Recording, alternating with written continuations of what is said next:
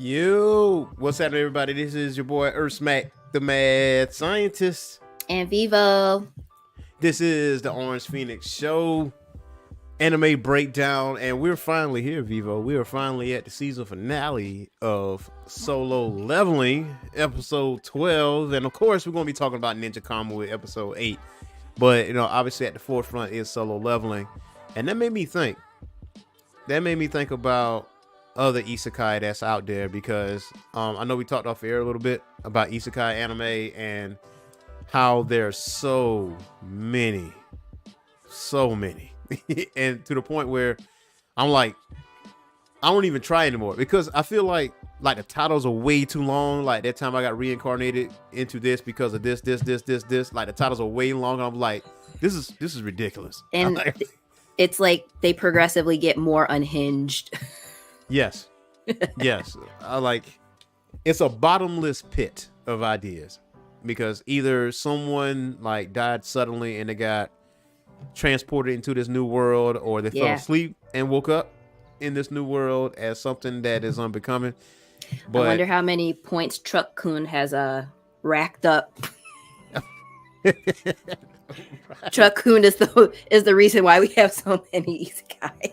Man, Inuyasha. I mean, a lot of people forget that that's an isekai too. Technically, there's another isekai anime. It's like 90s version. The name escapes me right now. Oh, Magical Night Ray Earth. Yes. Oh, I was so into that one. Yes. Okay, I'm sorry. Oh, you geeking. Oh, I didn't know you was back. Okay. So Ray Earth, I think, is on Crunchyroll, if I'm not mistaken. I will go back and watch it. So what was your first introduction to Ray Earth? Like, was it younger, or did you catch it when you was older? No, it was when I was younger. So I watched it around the time of Sailor Moon. So I must have been either like just getting out of middle school, like freshman in high school, I think. And I remember because so Sailor Moon was already playing on, what was it, Toonami? Yeah. Toonami. And then I remember one of my high school friends, actually, who was super already into anime, gave me a box full of VHS tapes, and it was all the Fushi Yugi. Yeah. So I watched that, and then when back in the day we had Video to Go, like our local video store, we were there like every week. And so every time my mom would take me, I would go and check out their little anime section. And they had like a little small anime section. And I believe that Magic Knight Ray Earth was one of the titles. And so I picked that up and fell in love with it. So I'm with you on that. See, those local VHS stores are gems, because they have stuff that's typically not in the mainstream VHS stores like Blockbuster or that's Movie Gallery. How I discovered Bastard too. Really? Randomly, they had it on DVD. That's how I discovered The Wizard. The Wizard, believe it or not, there was where I'm from, it's like a small town, like it's between Lake City and Atlanta, and there was this gas station in the fork of the road, but they rented out VHS tapes, like gas station. So, and it was called Allison's, right? But Allison sold like chicken and all kinds of stuff. It was kind of like a Safeway in a way.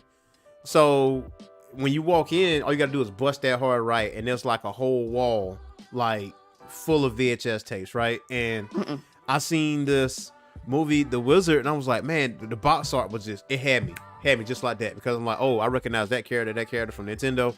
I want to see this. And I rented it all the time. And it was ridiculous. That was me in Last Action Hero. See, same difference. And when I was in Atlanta, there was 2 video stores. It was like this Blue Hut, and then there was another video store like maybe 3 or 4 stores down. So if you didn't find it here, you would have found it over here. But those local VHS stores is crazy. So but yeah, so isekai, man, that's been around since forever. It's not a new thing, and I think it was kind of few and far between, like back in the day, back in the 90s, because I don't think most of us view Inuyasha as an isekai. I don't think the phrase isekai was a thing back then, or we didn't say it a lot. So Solo Leveling is one of those. But it's like a reverse isekai in a way. And before we go into Solo Leveling, I asked a nerd group, Black Anime Nerds, shout out to them, and I asked them, what is your top 5 isekai anime, right? Because I wanted to see, like, I was like, okay, let me try some other isekai anime. And one of the common ones that I've seen in a lot of people's lists is Mushoku Tensei, and I've seen Overlord. Obviously, I've seen some Overlord. Overlord's animation is great. Log Horizon, which I started on that. Someone had Dot Hack Sign, which I never got into. I felt like which one? There's so exactly many. Which one? I don't know where to start at. You know, and I always viewed Dot Hack Sign as an annoyance when it came down to Adult Swim. I was like, why are you here? Why are you like this? You're like, I don't understand anything that's going on. Like, you had your Cowboy Bebops and Witch Hunter Robin, and then here comes Dot Hack Sign. I was like, I feel like this don't belong in this block. Like, this doesn't belong here. But I ended up watching Mushoku Tensei between yesterday and today. Binge watched it, the first season. Really liked it. It, for some reason, it kept my attention the whole entire time, and I just wanted to see what happened next. Keep on going. And you know, and there's some anime that just don't keep my attention, like, at all. But Solo Leveling, for damn sure did. What's that look? No, I was like, Ishura. Oh, Ishura. Wait, do you remember Saga of Tanya the Evil? That was a newer one. Let me tell you something. They need to come out with another season. I found that by accident, and that the animation, the sound is what kept me going, because like whoever did the sound for the battles and stuff, like it sounded like it was right here in your room. Like you didn't need surround sound. If you had surround sound, it made it like 100 times better, obviously. Like you right there on the battlefield. Right. And so if anime is like, I feel like it's gonna be too good, I didn't even finish it. And I did finish it on purpose because I didn't want to, like, now what? I didn't want to have that. I didn't want to have that feeling. But I'm gonna go back to watch Saga of Tanya the Evil, because that one, that's a gem for sure. For sure. And, I know some of the other popular ones were Konosuba, which I still haven't watched that yet. Everybody is always talking about Konosuba, and I feel like every other anime meme that I see is from Konosuba. Yeah. Ascendance of a Bookworm. I heard that one was pretty good too. So I'm a Spider, So What? I've heard of that one. That one, I don't know. Yeah, you're gonna miss me with that one. Did you watch any of it? Nah, just a title alone. I can't get it. just title alone. I was like, I'm like, does she turn into like a super awesome spider, or does she look like a Pokemon the entire way through? That's what I want to know. Yeah, I was like, it was because I saw like the cover art or whatever. I was like, she looks like a Pokemon. The main character who gets turned into a spider, she looks like a Pokemon. Yeah, it really does. Like I don't know. I should catch it. And it was like, I throw the Pokeball out. And speaking of other anime that's out there, we recently put out a poll for the Geek Corner to vote on the next anime we're going to cover. And we will start it next week. Now, it's not too late to vote. Just go ahead and go onto our Geek Corner page on Facebook, or go to our community page on our YouTube channel. And if you look at the ticker at the bottom, these are the current results of the anime poll to replace Solo Leveling once it ends, which is this week is the ending. So in first place is Brave Bang Bravern with 54%. You got Sin Duality Noir at 20%. You got Frieren Beyond Journey's End at 12%. And you got The Witch and the Beast at 15%. So slowly but surely, you know, The Witch and the Beast has been creeping up there. But the top two currently is Sin Duality Noir and Brave Bang Bravern. I don't So I watched the first. I was telling you before, I watched the first episode of The Witch and the Beast, and I didn't really like it that much. Which is interesting for me because usually explosions and actions and gore usually keeps me entertained. And for some reason, I was like, while I was watching it. I think I got a perfect explanation for that. Your expectation on what would happen if that casket get opened, did it underwhelm you? Because you thought it was going to be like something super, super badass, like OP type thing? To be perfectly honest, I totally forgot about the casket. Okay. Like when they were first introduced, I was like, he was carrying that. I was like, oh, it's giving Wolfwood type vibes. Yeah. But then when he gave the explanation and whatever came out of it, I was like, what? I was so confused. I was like, what is this? What? I was just, I was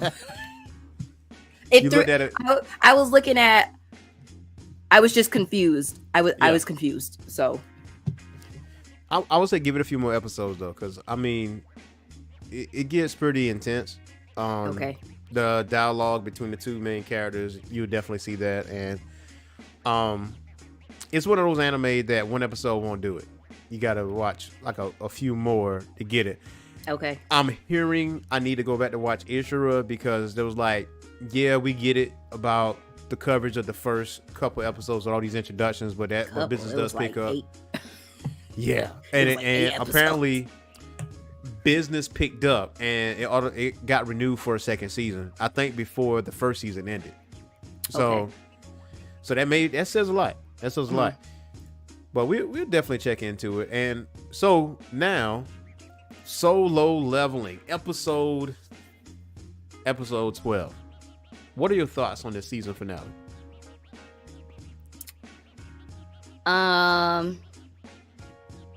One, I did love it. Okay. 2, I think the webtoon went a little harder than the actual anime did. Okay. Actually, it went way harder than the anime did. Okay. Yeah. There weren't really a lot of differences. I think the main one that we learned some I think that we learned some interesting things about the system. Okay. And 2, that big golem that he was fighting. Yeah. I think so in the webtoon, as soon as he killed those last 3 mages, the golem just fell apart, like exploded.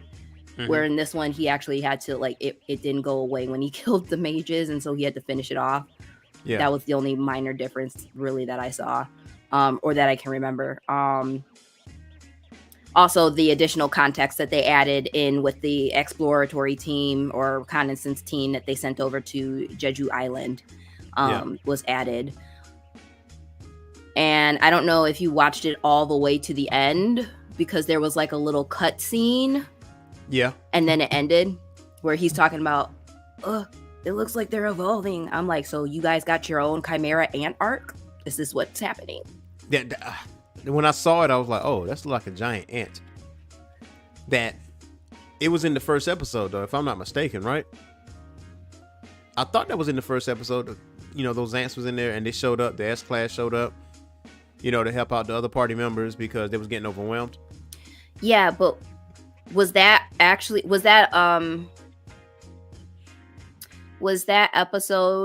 did that take place in the current, did that take place in the future and now we have caught up to that first episode? I don't think so. I think really the military was actually kind of like shooting at it or whatever the case may be, like, you know, going towards the island, if I'm remembering correctly.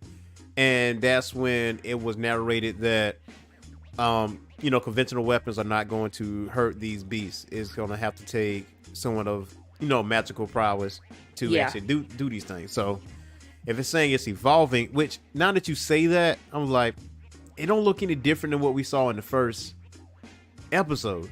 Or maybe it just got bigger. Maybe that's what he meant by evolving. But then, maybe it did. Maybe that is what happened. That we're just catching up to their current mission on Jeju Island. But then I feel like there was a clip with Choi and he was standing on a bridge, like he was in a city and the ants were attacking. But I don't think we know whether or not that's in like home base or if that's on Jeju. I don't know. We'll figure it out next season, I guess. Yeah. Hopefully it won't take a year. Okay. I hope not. For now, because regardless, I'm gonna finish the webtoon. So a part of me kind of want to wait till the year, mainly because, I game and there's a lot of games that's out there that I want to play, and I'm like, okay, I can occupy myself during which time, because there's a lot of fire getting put out, like for anime and video games alike. So it's crazy. But like with this season finale, because some people was like, oh man, it's the greatest season finale, 2024. I was like, not really. It didn't feel that way to me.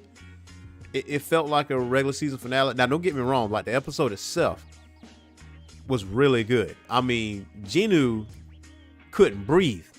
It was like he couldn't breathe at all. I mean, he was fighting nice until he realized, okay, these mages was in the back. Well, before that, he's like, why aren't they dealing damage? Oh, because these are summoned beasts. Summoned beasts, right? And with this is the first time where the penalty clock actually played a factor, and mainly because I'm thinking Jinwoo was finishing his missions beforehand, or he was doing the dailies before he jumped into something, or what did you think? So he mentioned that everything has been prearranged for him. So notice that when he was starting the job change quest, and he noted, oh, I didn't finish my daily quest yet. I probably should. Well, I'll get through this quickly and then make sure that I do that. Yeah. But when he was actually in the midst of doing his job change quest, none of that, what he was doing, counted towards his daily quest. Ah, okay. And so I think like the system, I swear, like the system is, it feels like the system really needs him. Yeah. Because if it didn't, he would have been expired at least 2 or 3 times by now. Yeah. And the fact that notification popped up like with 3 seconds left before he was about to bite it one more time. The system was like, oh, okay, we're going to give you, we need to help you along here. And so, and then magically he's in his penalty zone and he can access his store, replenish his health, all that good stuff. And then on top of that, he was able to level up a lot. Yeah. And then come back for his second win. I just thought, and he made that observation too. But additionally, that, what do I want to call it? That shade of himself. Yeah. That was basically the personification of his self-doubt and like know your place. I'm wondering if that wasn't, I don't think that was just like a hallucination on his part. Like, I think that was the system too. Yeah. Trying to pull more, to motivate him. Yeah, I find it oddly convenient that the penalty zone actually showed up, because in my mind, when he got transported to the penalty zone, I'm thinking, is it going to be something different than the centipedes? Because at this point, he's stronger. It feels like he should be stronger than the centipedes. And then, like you said, he got a little boost. He was able to access his items and everything else in between, and then come back, and he's able to do some serious damage. Yep. And I think he got that cool new dagger too. Yeah, he got that cool dagger, sweet. And the hidden job, which I put again, like with him, I'm putting myself in those scenarios. Like, I probably would have gave it a lot more thought than he did. As far as like putting it as my main job, but he don't have much intellect. He acknowledges that. So, well, he didn't have a choice. That's what it gave him. Okay. I mean, and notice too that when he initially was going to decline it, normal games, if you decline, that's it. Yeah. They're not going to ask you, are you sure? The system was like, come on, bro. Like, are you sure? And then he thought about it. Like here. He thought about it more. And he's like, I wish that there were some examples of how this will play out. And then he made that observation, oh, all of the stuff that I've gone through up until this point was basically me reliving my past battles. And these mages over here are basically like necromancers. But the main difference between them and me is that I have this assassin build and I actually could do damage. Mm-hmm. And then to have this class on top of it, yeah, he made the right choice. Good job. Now, you know what really got me, though? That made me catch some PTSD? What? How is it you beat Igris? Ain't no way in hell this man is a level 3. Because when you put him in your party, it showed like level 3. I'm like, no, he was level 7. He was level 7? Still, though, isn't that low? For him to be in your party? It's almost like Sephiroth in Final Fantasy 7. When you play as him, when Cloud was like going back in his past for a second, OP is all get out. Like Octo Slash and everything else in between. Well, so I don't think that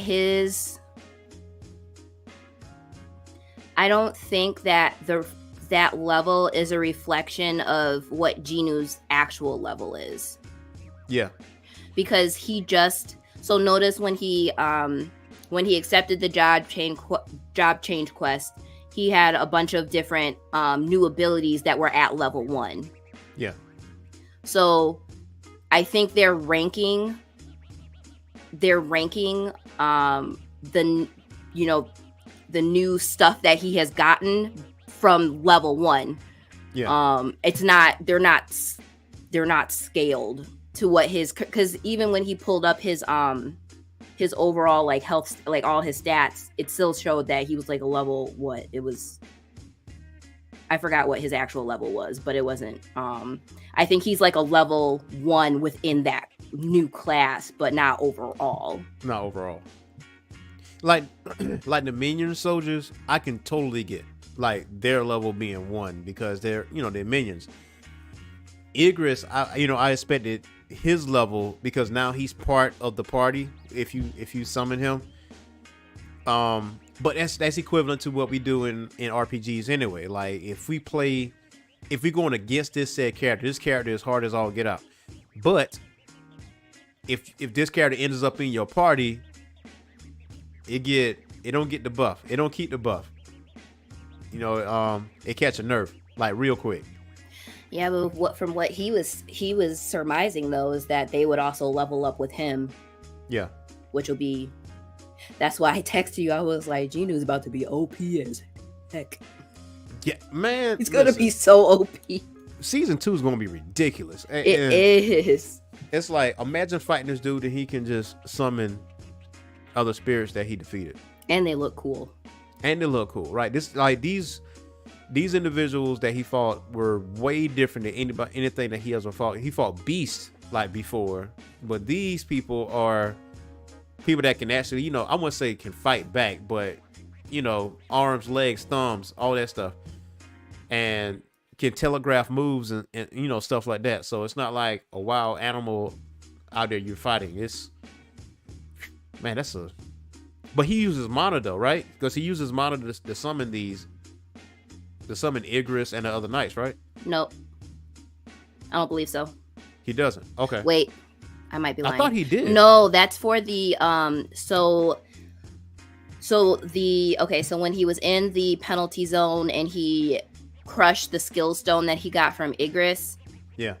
He gained, I think in the anime they called it the King's Rule. Yeah, King's Rule. Or King's Hand or something like that.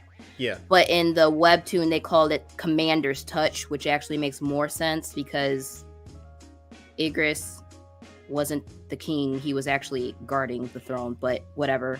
Yeah. Translation for, yeah. That doesn't use mana. Yeah. I'm not sure if his new Shadow Monarch class uses mana or something else. I'm assuming that it should if it's typically something that's associated with mage class. But regardless, his character build is like the perfect. Like, Yeah. He literally never needs to have a raid team. No, like, I mean, it's staying true to the title of the show and Welton. Like, he's solo. Like, he doesn't need a party at all. And and I was like, even though they mentioned solo leveling in the season finale, like, they did the thing. They did the thing. You're like, I see what you did there. Yeah. Like, okay. And so with like with anime such as these, like, you really do want to see a main character starts from the bottom and like reach different levels as it's progress. So like, because you following it, and the creator of Solo Leveling, clearly they are a fan of RPGs. Yep. Adventure games and stuff like that. And every little nuance that you see in these is like, okay, I see it. Like, again, what I was saying about the final boss being nerfed now that it's in your party. Y'all like, yep, I know how that feels. Doesn't make sense to me. What happened to all that power when you was fighting me? What happened to that energy? You're like, I'm gonna need that energy fighting the other guy. Well, I mean, we'll get to see if that holds true in season 2 when he uses Igris for the first time. Which is, the one thing I would have wanted though is this season finale episode to be a little bit longer, to a point where, because I felt like before the episode even started, I thought they was gonna go to the other party members going to Jeju Island and show at least the first half of the episode and show them what they're capable of doing. But we got that carrot just dangling out there, and we just focus more on Jinwoo and his what you call it, survival mode. Like, when it comes to fighting games, you fight survival mode until you just lose, and I felt like that's what he was dealing with. What you were saying about the system itself saving him, and I mean, it came out of nowhere. I was like, that penalty never showed up whenever he was on a quest. Yeah, and I also wonder, so remember when he got the necromancer class. Yeah. And then the notification started popping up like, bonus for this, bonus for that, bonus for this. And I'm like, did it count all of the stuff that he did in the penalty zone too for purpose of giving him more bonus points? Like, it's so orchestrated. Yeah. It's trying, like, it is trying to build him up for something. I think it did. It did do that, but it felt good though to see all those bonuses pop up, because I'm like, I like that feeling, because anytime I beat a boss on RPGs, it's like boom, boom, boom, boom, boom, boom, boom, boom, XP, bonus. It did, it did count. It did count whatever he did in the penalty zone, because remember, before he was in the penalty zone, his health was like a 93 out of however many thousands of health points that he had, and then he got the bonus for having health over 50%. So it was counting whatever he was doing in the penalty zone. Yeah, it was definitely, yeah. Man, the system, I'm with you. Keep doing what you're doing. Keep doing our what boy you're alive. Doing. Yeah, keep that man alive. Keep training him. And if you never read Solo Leveling, because I read some of it, but I haven't read like all of it. And the anime is way ahead of me when it comes to reading this. So that lets you know how far I've been reading this. Right now I'm reading Kaiju number 8, which that comes out soon. I think April 13th, if I'm not mistaken. So I think with Solo Leveling, it really want to get you back into playing RPGs, because that's mostly what I have on my Nintendo Switch is RPGs. And I feel like Nintendo Switch is I wouldn't say king of RPGs, but it's definitely have RPGs out the wazoo. And I think there's a Solo Leveling video game coming too, if I'm not mistaken. I'm gonna cop that for real. Yeah, but hold on. Video game companies have a bad habit. They have a very bad habit of marketing the anime video game, and depending on the fact that it's titled this, people are going to buy it, but they don't put it into the game itself.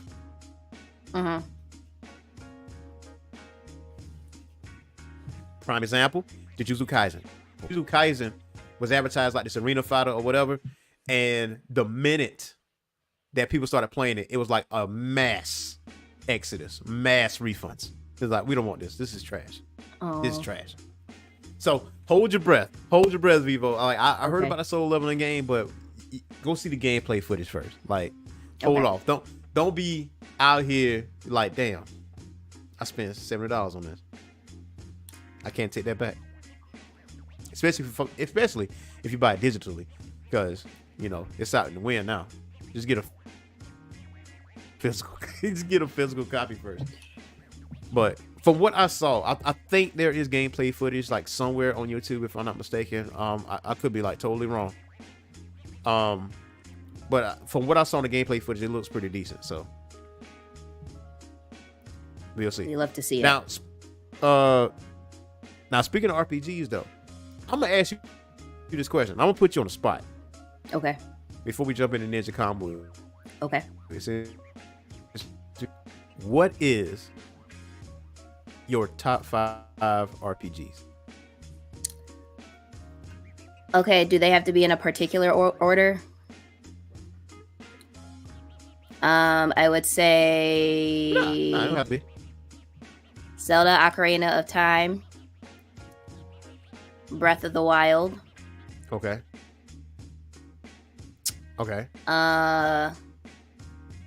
Banjo Kazooie. Does that count as an RPG? Nah. No. Okay. I would say that's like a platformer type. That's platformer. Okay.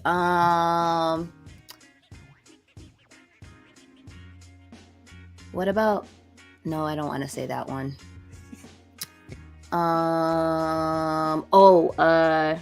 Is it Grandia? Yes. Grandia. Ooh, the first one? The second one. I'm sure I played both. I think I like the second one better. Okay, so you got Breath of the Wild, Ocarina of Time, Grandia. Mm-hmm. Okay, what's your other two? That counts as a shooter. Why am I drawing? I was super invested in Pokemon Shield, but I don't know that I would count that. That can be because using HP and all that. So yeah. Super Game Boy, invested right? in it. Yeah. That's Switch. RPG. For Switch, yeah, that's RPG. You can say that. Dang. And wait. Scratch that one. Okay. All right. Dragon Age Origins. Okay. And Dragon Age Inquisition.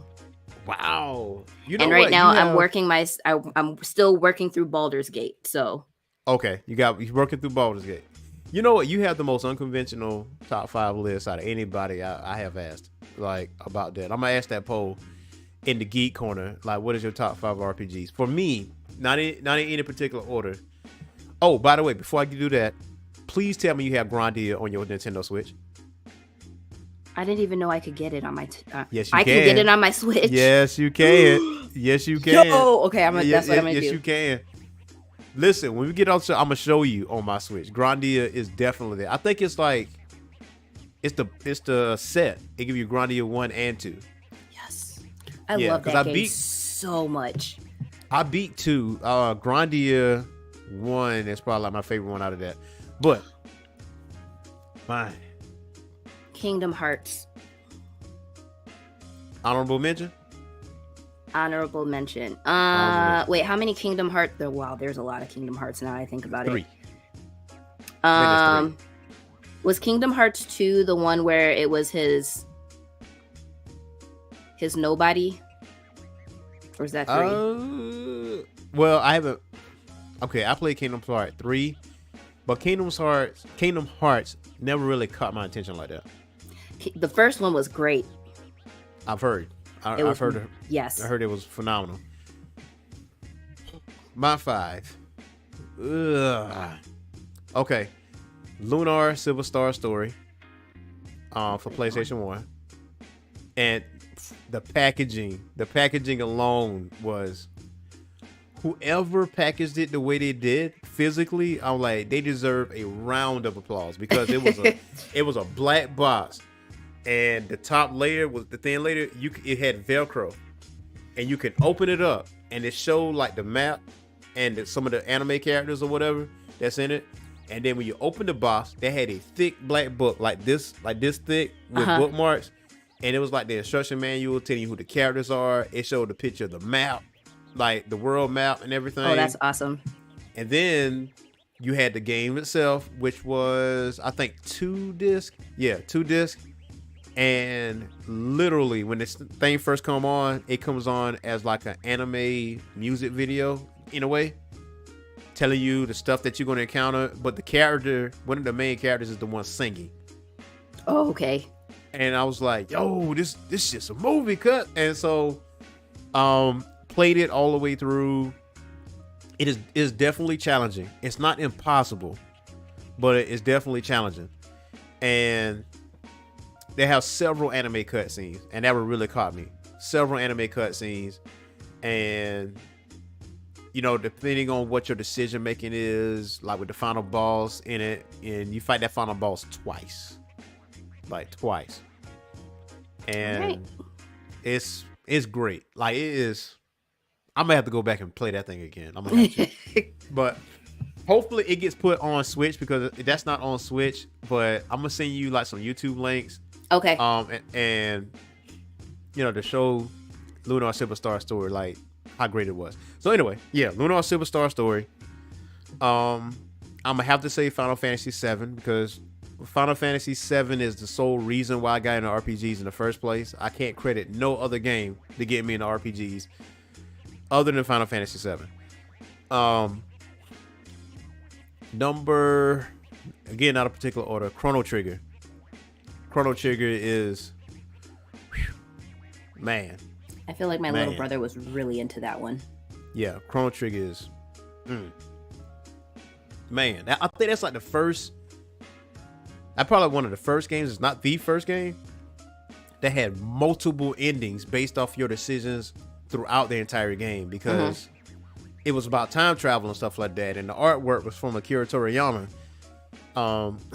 So yeah, Chrono Trigger for sure. Grandia for sure. The first one, I really did love the first one, and I would have to say my 5th one. I got to think about that one. Ooh, Final Fantasy VI. Yeah, I'm gonna say Final Fantasy VI. Okay. I mean, a lot of people give Final Fantasy VII all of its flowers, because that's really the first Final Fantasy that introduced CGI, and they thought, because it was like this unprecedented thing and never before seen, and a lot of people, that tends to overshadow other Final Fantasy games. But Final Fantasy VI is the best one, like no question. Even though you got Final Fantasy VII Rebirth that's out, which is amazing, and Final Fantasy VII Remake, which is amazing, and you look at the CGI and the movies, all that other stuff. Final Fantasy VI was complete. Like, and I said this ad nauseum. When I tell you, it pulled out every bit of power out of a Super Nintendo, it did. And I mean, it was nothing else you could pull out of a Super Nintendo. Final Fantasy VI did that. It did that, and that was a movie. And the bad guy actually won. Oh. So, yeah. And it's a true bad guy. Like, this dude was a total dick. He was like, I'm gonna poison the water to kill the villagers next to me just because I felt like it. Today's Tuesday. I have another honorable mention now that I think about it. What's that? Mass Effect 3. I was wondering if you're gonna put Mass Effect in there. I was wondering. I was like, dang, she didn't put Mass Effect in there? Okay, Mass Effect. I'm with that. I had another honorable mention too. It was an action. It's an action RPG. It escapes me right now.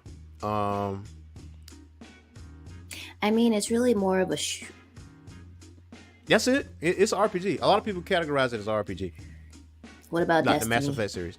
Destiny. Destiny, yes, RPG.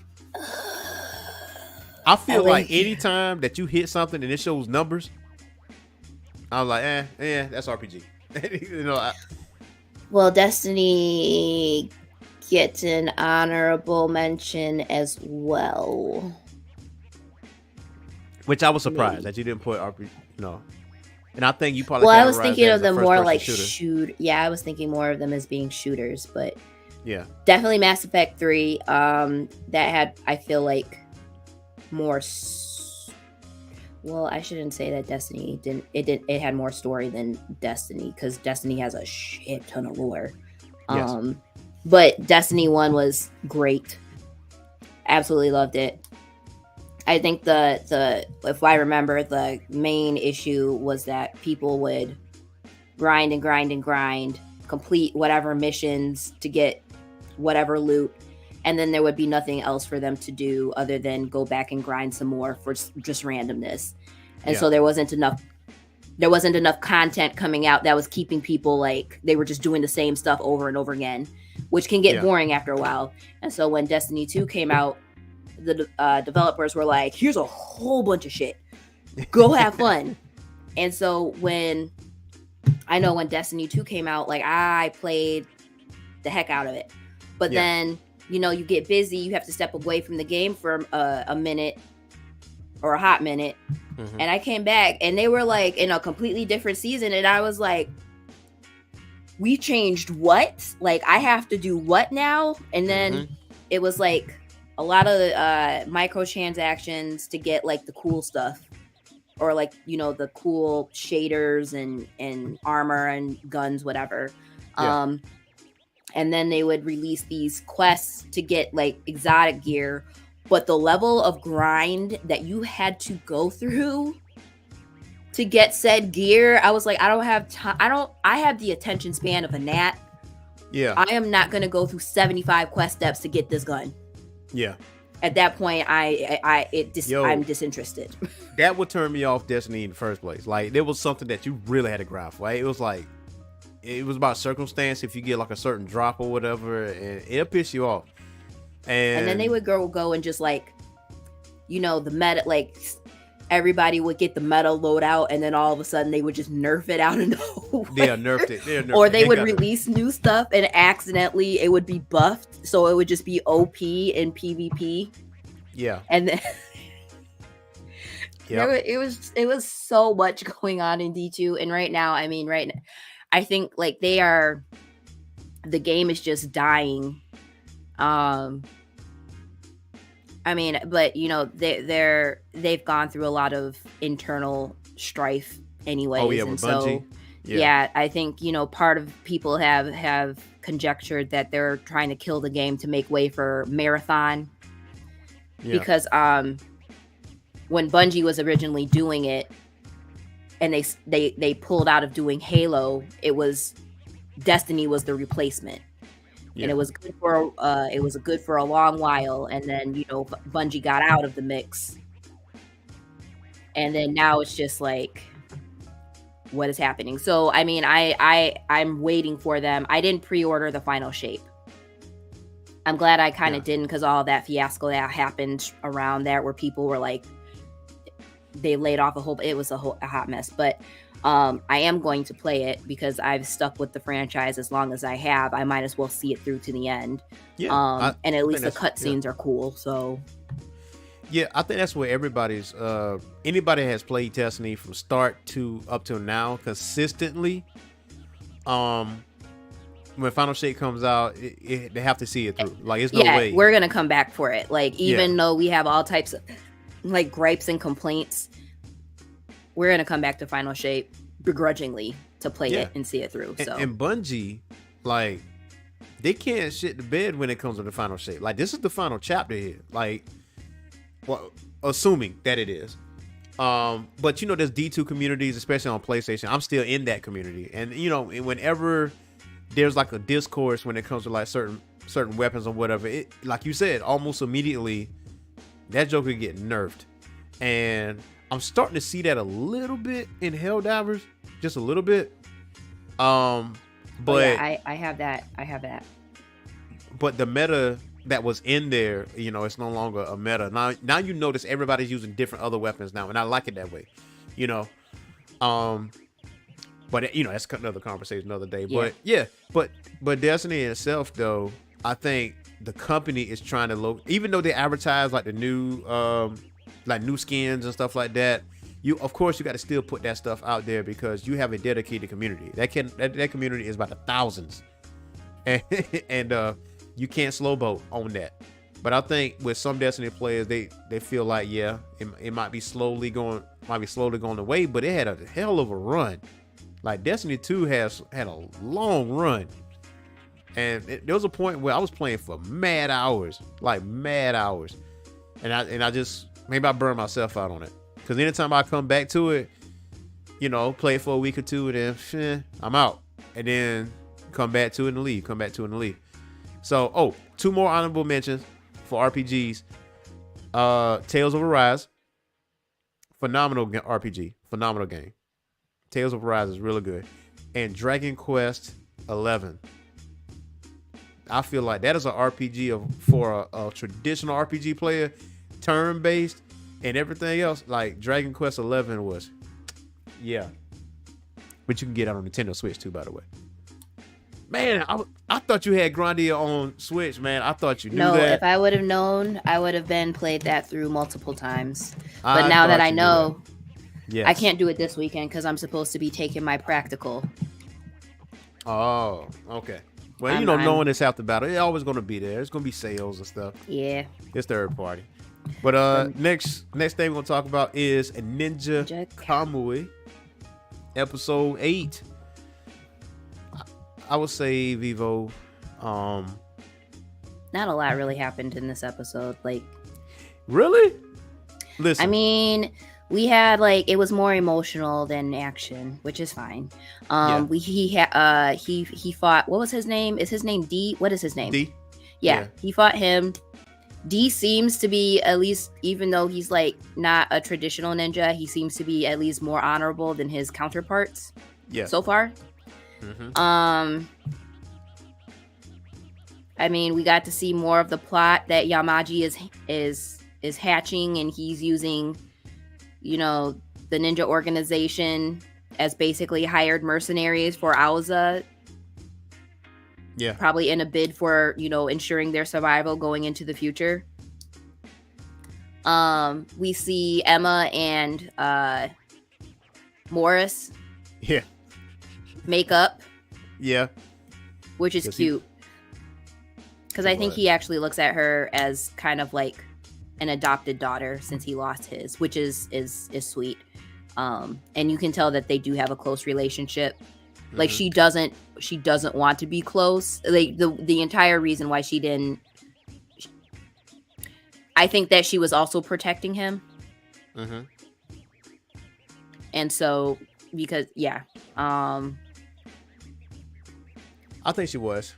And I think, I honestly think that she's ultimately going to choose Joe to be the next successor of the organization once everything is said and done, provided Joe actually survives. Yes. Because I think there's been some foreshadowing in earlier episodes that he keep using a certain technique is going to kill him. Mm-hmm. And I was like, okay, is that foreshadowing there? When I first saw this episode, I was like, Mars lost his card when he sung karaoke. He lost his card. Oh yeah, that was. Listen. Let that man have his fun. He was drunk. That man. They were in a drunk argument. He like, give me that damn mic. But it's fine. It's fine because all the other guys in there were encouraging him and they were singing right along. Yeah, they were like, yeah. But when he hit that one high note and his voice cracked, I was like, man, if you don't sit back down. See, that's what it was right there. I was like, hey, hold up now. You was in your range. You was in your range. What is that one meme video or whatever where they're like, is this your man? Mm-hmm. Yeah. You gonna stick by him? Yep, that's my man. When he started singing and it kept panning over to Emma, that's what I was thinking. Emma was like, oh, this, like, this for real? Yeah, you're right though. Everybody in the bar was like, yo, yeah, egging this man on, man. Like, I really do like Morris's character, man. And he was hurt, more or less, that he said he wasn't hurt because of Emma not telling him, but I guess he explained he more or less hurt because they're a team, their partnership. And she didn't trust him to have her back. Yeah, and then the hacker like throwing fire. And then he fell, and then he fell, and then rolled. He was like, "Oh!" It was just going. Like, and then they were all standing in the doorway watching him struggle. I was like, "You're not gonna go out and use your ninja skills to like help him?" Okay. No, they watched this man struggle. They watched this man struggle. All my life, I had to fight. That's equivalent to Kevin Hart, right? Kevin Hart was like, "Listen, if you're gonna leave the house mad, make sure you grab everything, for your possession to get out, because you can't go back in there after you done slammed the door." And that's why he was mad. He stormed out and stepped on those firecrackers. Emma just and then still ended up having Emma patch him up. Yeah. And ripping band-aids off his leg, like, wham! Just doing it on purpose. That part, and before when he I forgot the hacker's name, when he threw out them cherry bombs, I guess he tried to throw Joe. He just kind of like he was like, why isn't it moving? Oh, and then Joe is just staring at him like, and you thought you were gonna do what? Yeah, he's like, oh. And then Emma is just standing there too, like Mars, come on, man. You gotta give this man his shine somewhere down the line. He can shoot at least. Damn, like let him have his. Let a man have his shine. Well, Mike, Mike, I'ma shoot it, Morris. Yes, I'ma shoot it, Morris. Like that. His character is being played to a T. It's like, but his partner threw the firecrackers too early, prematurely. He was like, God damn it. Listen, what is his name? Like I forgot what his name was. He is probably the scariest character. Yeah. He's like Yajirobe. You know who he reminds me of though? Not Yajirobe. He reminds me of Dale Gribble from King of the Hill. Where you have sand in his pocket sand.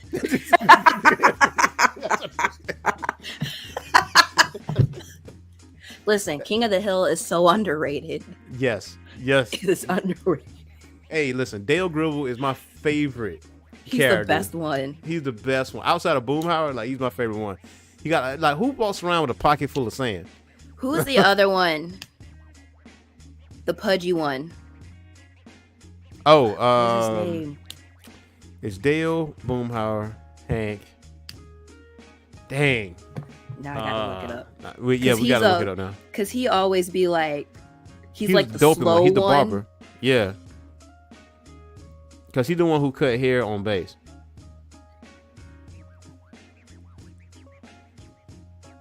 They're all so funny. I need to go back and like watch from the Bill. beginning. Bill, yes. It's Bill. Yeah. Bill is also one of my favorite characters because he is so out of pocket. He's like, he doesn't mean to be out of pocket.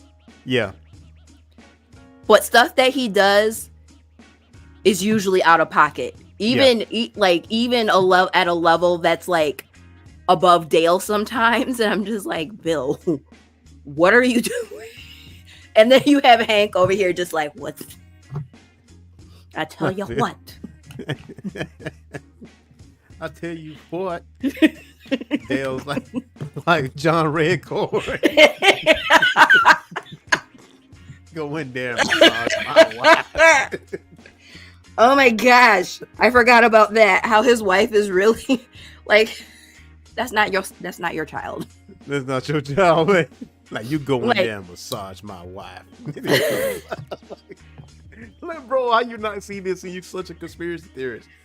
Everybody knows except you, man. Like, he never found out either. Like, he never found out. Like his wife just stopped doing it. And like, I'm going to be a faithful wife from now on. I'm not going to do that to him. But No, that when Peggy first found out. That was the one. Now, when Peggy first found out, she was about to tell it all. Hank was like, hey, hold up. Like, listen, Peggy, she was a real one, too. She was about to tell it.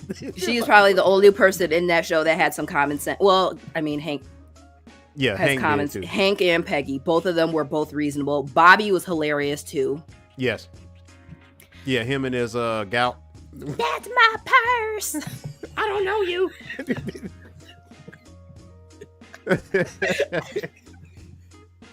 Like, King of the Hills is hilarious, man. But that character that Morris, the hacker that Morris is with, he reminds me of Dale Gribble. Like, he's such a scary person. Throws down firecrackers prematurely, and he was like, and then ducks like this, like. He's like, so you gonna throw the firecrackers and not at least try to run? Yeah. Firecrackers don't take out ninjas, man. Come on now. You seen what was happening out there.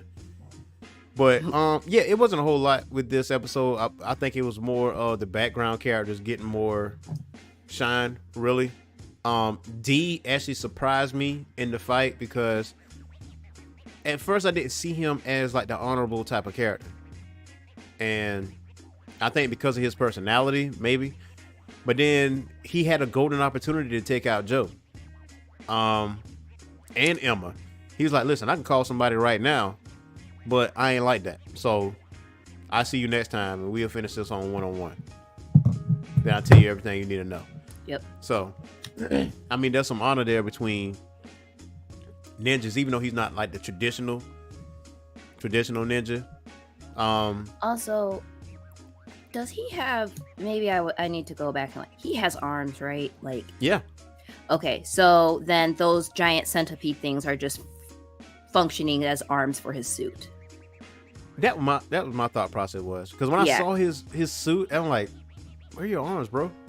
Yeah. And then, but he's more of a feet guy anyway, like, you know, knee strikes and stuff like that. So yeah, I mean, he gave Joe a little bit of a run.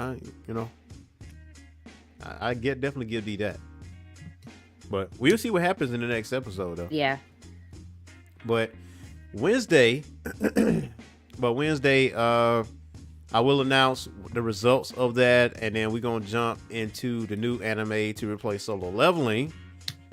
And so far, Brave Bang Braveheart is in the front runner, but things can change. Now, once Ninja Kamui ends, I have to Google and see how many more episodes we have left until it ends. We're gonna definitely put up another poll the week before the season finale. That way, it gives us time to do it. So, so for the listeners out there thinking, hey, you know, my anime didn't win, those 3 anime that didn't win the first pot, it will get entered into the second pot along with a 4th anime, so you can vote on that. So I'm thinking that new anime is going to be Kaiju number 8.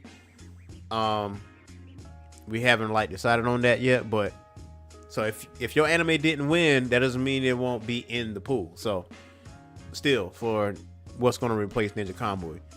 So you got anything else for the listeners out there, Vivo? Nope. Thanks for joining us, guys. I'm looking forward to what the new anime is that's going to replace Solo Leveling. I'm excited about that. Yeah, I hope that this Braveheart one is going to be good. I haven't been into mechs since,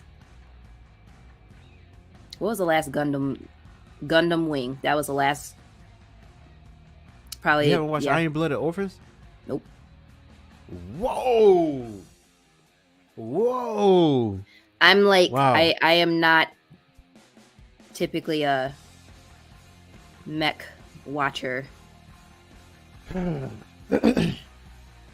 You say that while Big O is sitting right here in front of you, man. That's crazy. Big O is different. Yeah. Big O and me, we have an understanding.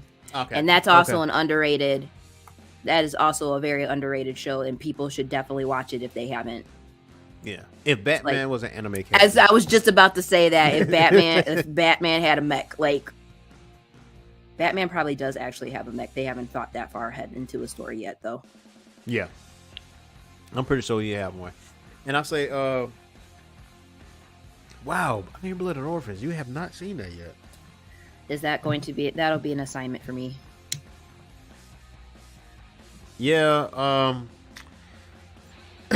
that's gonna take some time, man, because there's gonna be some shit in there, especially in that second season. The first season's still gonna be as good too, but that second season though, when it gets close to the end, man, there's some shocking off.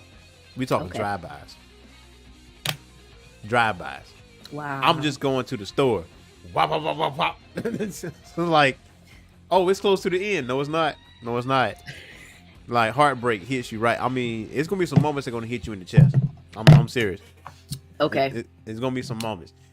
But Iron Blooded Orphans, I would definitely. That's probably maybe one of the top 5 Gundam series out there, and it's close to the top. And I was saying maybe number 2 ish, but 8th MS Team is probably like my number 1 Gundam anime, honestly. That was like guerrilla warfare, and the Gundam was actually like just a regular soldier like everybody else, and it was literally mechs hiding in the jungle in camouflage, like under some trees, like with a sniper barrel like sticking out the bushes. Couldn't see them coming. But either way, that is our show for today, and I will be back on tomorrow, Tuesday evening at 7 p.m. Eastern Time, because for the wrestling fans, we got a lot to talk about. Because CM Punk just most recently had his interview today, and he aired out some dirty laundry when it comes to his former employer of AEW and Tony Khan, and we're going to discuss all that and break all that down. So, until next time, y'all. See ya. Peace.